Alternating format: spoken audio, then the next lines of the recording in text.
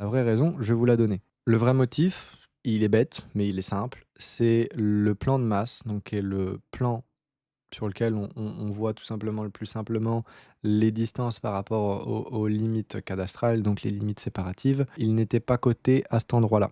Ils avaient juste dessiné l'extension à environ 4 mètres du voisin et l'instructeur a fait, ce qu'il se passe quand il y a pas de cotation. Il va prendre les mesures directement sur le croquis en se basant sur l'échelle qui est fournie et il a mesuré, graphiquement et il a trouvé, moins de 4 mètres. Encore une fois par rapport à l'échelle qui avait été mise sur le croquis et du coup, c'est un refus. La leçon numéro un, c'est que sur tout projet qui touche aux limites séparatives, le plan de masse, il doit absolument être coté.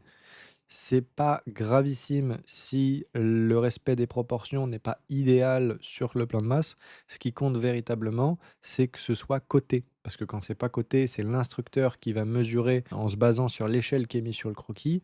Et s'il y a un doute, une zone d'interprétation, l'instructeur va toujours aller dans le sens de se protéger, donc d'avoir une application ultra stricte des règles d'urbanisme. Et du coup, ça amène très très souvent des refus. Donc la règle d'or, c'est quand on est sur des sujets sensibles vis-à-vis des distances, on met des cotations. Voilà, c'est la première règle. Le deuxième cas, on est sur une piscine de 9 mètres par 4 sur un terrain en pente.